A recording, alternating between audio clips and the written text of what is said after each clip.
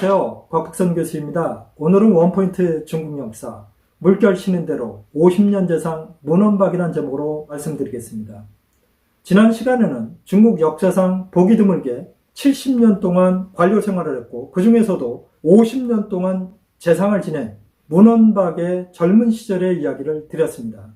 문헌박은 4명의 황제를 모셨는데요. 그 중에 유명한 사람이 송인종입니다. 그리고 세 번째로 모셨던 송신종이 대단히 유명한 황제인데요. 이 두 황제 시대 때의 문헌박의 태도는 약간 달랐습니다. 송인종 시대에 그는 재상의 자리에 올라가는데요. 송인종 때 지방관료를 지내던 문헌박은 아버지의 벼슬이었던 전운사의 벼슬을 본인도 하게 되는데요. 아버지가 이루지 못했던 육로를 수리해서 전방까지 물자가 잘 운송되게 만들었고 결국 송나라를 위협했던 서하의 침략을 강력하게 막았던 사람이 문헌박입니다. 그래서 문헌박은 그러한 공로로 인해서 중앙정계로 불려 올라가는데요. 그때 나이가 42살입니다. 이 42살에 송나라 때 그 유명한 왕칙의 반란이 일어납니다. 이 왕칙은 지금으로 치면 패주라는 곳에서 반란을 일으키는데요. 북송의 군대가 가서 그것을 제압을 하지 못하고 있었습니다. 이런 상황 속에서 중앙정계로 불려가서 추밀부사 겸 참지정사의 자리에 있었던, 지금은 장관급인데요. 그 자리에 있었던 문헌박이 손을 듭니다. 제가 가서 반란을 진압하겠습니다. 문헌박은 무관이 아닙니다. 그런데도 불구하고 무관들이 제대로 반란을 제압하지 못하자 본인이 인종황제의 걱정을 덜어드리고 국가의 혼란을 없애겠다. 이렇게 해서 자원해서 갑니다. 할 수 있을까? 이런 상황인데 인종은 그를 믿었습니다. 그래서 그를 보냈는데요. 그가 가자마자 한 것은 성동격서의 전법을 사용한 것입니다. 마치 서쪽을 쳐야 되는데 일부러 동쪽에서 막 북치고 장구치면서 주의를 끈 뒤에 서쪽을 격파하는 것. 이게 이제 성동격서의 전법이죠.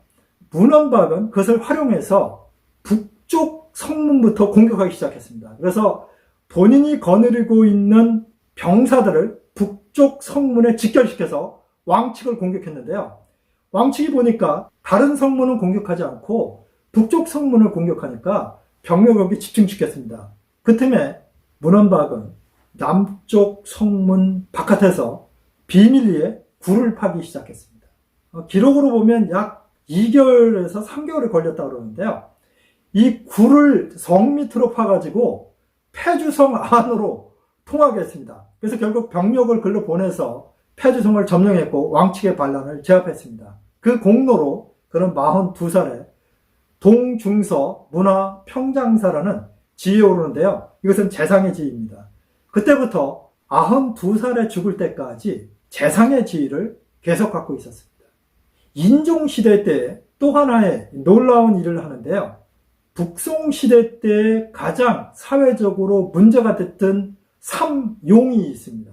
이 용은 글자를 보시면 알겠습니다만은 남아돈다, 쓸데없다 이런 뜻입니다. 그래서 제가 이 시간에도 소개드렸던 범중엄이 개혁정치를 할 때 가장 먼저 했던 것이 남아도는 공무원들을 줄였던 것입니다. 이 남아도는 공무원을 용관이라고 합니다. 지금 현대 국가에도 어느 나라나 이 공무원 수가 많다는 게 지금 문제입니다. 이 재정적인 부담이 많고요. 국가 발전에 상당히 어려움을 주는 게 이 너무도 많은 공무원들입니다. 북송 시대도 그랬는데요. 그래서 이 용관은 이미 범중엄이 조치를 했기 때문에 문헌박은 본인이 재상이 되자 조치했던 것이 용병입니다. 당시에 북송 군대는 약했지만 너무도 많은 군인들이 있었습니다. 그래서 이 병사들을 조절하기로 해서 10만 명을 감축하기로 했습니다. 즉 남아도는 병사, 용병을 줄이겠다. 그 당시에 신하들과 인종은 걱정을 했습니다. 관료를 줄이는 거는 뭐 크게 문제가 없는데 군인을 잘못 줄이면 반란을 일으키지 않겠느냐 이런 걱정을 했는데 문헌박은 전혀 걱정할 게 없다라고 이야기를 하면서 그들을 조금씩 빼서 농사를 짓도록 각 지역으로 돌려보냈습니다. 이거 한꺼번에 10만 명을 없앤 게 아니라 조금씩 없앤 거죠. 그래서 결국은 10만의 병사를 이제 줄였습니다. 그리고 또 하나의 문제가 용비인데요. 이 용비라는 것은 남아도는 비용이란 뜻이라기보다는 제멋대로 낭비하는 재정, 이런 뜻입니다. 당시의 관료들도 제멋대로 국가재정을 썼습니다. 그래서 이것을 강력하게 막았던 사람이 문헌박입니다.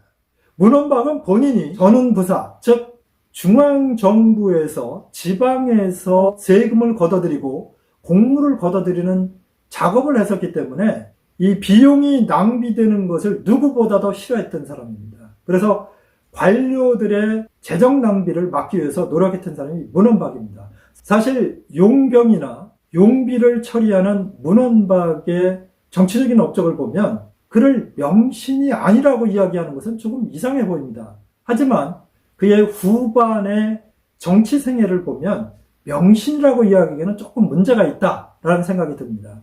사실 그가 42살에 재상이 됐을 때 같이 재상이 됐던 사람이 부필입니다. 부필도 대단히 뛰어난 관료로 유명한데요.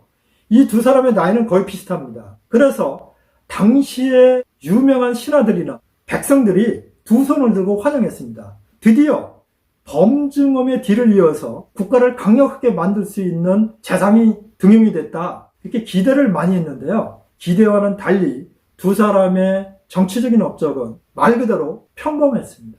그것은 문헌박의 성격이 문제라고 생각합니다. 문헌박은 남에게 싫은 소리를 절대 하지 않았습니다. 즉 원수를 만들지 않았던 것이죠. 전형적인 관료였습니다. 70년 동안 관료 생활을 하면서 크게 정치적으로 핍박을 받거나 본인이 어려움에 처했던 경우가 거의 없습니다. 그것만 봐도 그는 세상적으로 볼 때 처세를 굉장히 잘한 것이죠. 정말로 뛰어난 사람이라고 이렇게 생각하실 겁니다. 그러나 당시 북송의 시대를 보면 국가가 내리막길을 걸어가고 있었습니다. 송인종은 40년 동안 정치를 했지만 그는 승평의 시대를 끌고 가기는 했습니다. 하지만 범증엄의 개혁 정책을 밀지 못했기 때문에 국가가 내리막길을 걸어가고 있었고, 그의 아들인 영종은 워낙 짧은 기간을 했기 때문에 뭐라고 평가하기가 어렵고요. 그의 손자인 신종이 들어서서 왕안석을 중용해서 개혁 정치를 했지만 이 개혁 정치에 강력히 반대했던 사람이 바로 문헌박입니다. 왕안석을 한눈에 알아보고 정말로 뛰어난 자다, 그래서 중앙정계로 끌어들였던 사람이 바로 문헌박입니다. 그런데 문헌박은 본인의 성격이 개혁 정치를 하기에는 맞지 않았기 때문에 그는 항상 황제들에게 이야기를 할 때에 모든 조치는 점진적으로 조금씩 해나가셔야지 한꺼번에 바꾸시면 안 된다. 이거는 조정의 법을, 여기서 말하는 조정이라는 것은 조상이란 뜻입니다. 이 조상의 법을 어기는 것이고 사회를 혼란에 빠뜨릴 수 있다. 그러니까 조금씩 개선해 가셔야 된다. 이게 항상 문헌박의 지론이었습니다. 그러니까 왕안석이 중앙정계에 오자마자 실시했던 게 황하 범람을 막기 위해서 황하 치수에 나섰는데요. 상당히 많은 재정과 백성의 노동력이 투입됐습니다. 그것을 강력히 반대했던 사람이 바로 문헌박입니다. 그리고 문헌박을 쫓았던 부필, 사마광, 한기, 소식, 소철 모두 다 반대했습니다. 그런 상황 속에서 제대로 되겠습니까?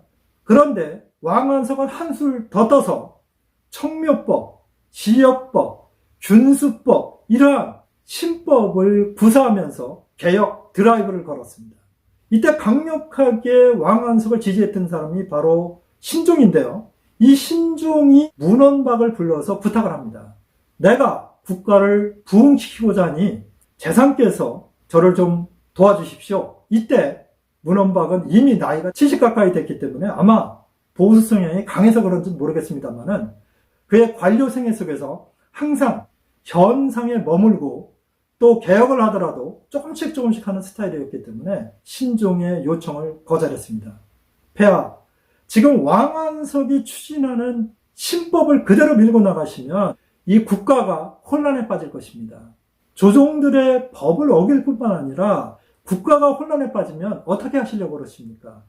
제가 보기에는 왕안석을 파직하고 그가 주장했던 법 중에 괜찮은 것들을 조금씩 점진적으로 추진해 가셔야 합니다. 그러나 신종은 그 말을 듣지 않았죠. 하지만 자기의 할아버지가 중용했던 재상이기 때문에 추밀사의 자리에서 내치지는 않았습니다. 오히려 지위를 올려서 태고의 자리에 앉히는데요. 왕안석 입장에서는 좀 껄끄러웠죠. 자기를 추천한 사람인데 자기를 반대하니까 왕안석은 그 은혜 때문에 문원박을 핍박은 하지 않았습니다. 하지만 중용도 하지 않았습니다. 그래서 신종이랑 둘이 이제 개혁정치를 펴나가는데요. 결국은 혼자서 어떻게 하겠습니까? 개혁정치가 이제 실패하고 말았죠. 그래서 문원박은 본인이 의도했던 대로 이제 개혁을 막았고요. 사마강이 재집권했을 때에 이 문원박도 다시 재상으로서 이 정치를 펴나갑니다. 이미 나이가 80에 가까웠기 때문에 물러나야 된다고 봅니다. 그런데 그는 끝까지 벼슬 자리에 남아서 92세까지 벼슬을 하는데요. 제가 보기에는 관료로서는 뛰어나지만 지금 제가 말씀드린 대로 국가가 내리막길을 걸어가고 있을 때에 개혁 정치를 반대한다? 이것은 명신의 자격이 없다고 봅니다. 그래서 저는 역사가들이 평가한 게 맞다. 문원박은 뛰어난 관료이지만 결코 명신은 아니다 라고 저는 결론을 내렸습니다. 사실 저는 대단한 기대를 갖고 이 문원박을 공부했습니다. 하지만 문원박이 젊은 시절에 보였던 패기는 부관에 가서는 1도 없었고 오히려 북송이 다시 한번 일어날 수 있는 절호의 기회인 신법 실시를 반대했던 것을 보면서 참으로 아쉬움을 느꼈습니다. 어쨌건 문원박은 북송 시대에 50년 동안 재상을 하면서 그 시대가 크게 혼란에 빠지지 않도록 했던 공헌은 있다고 저는 생각합니다. 하지만 국가를 흥성으로는 이끌지 못했기 때문에 결론적으로 그는 관료였을 뿐 명신은 아니었다고 결론을 내리기도 합니다. 다음번에는 좀 더 재미있고 유익한 이야기로 찾아뵙겠습니다. 시청해주셔서 감사합니다.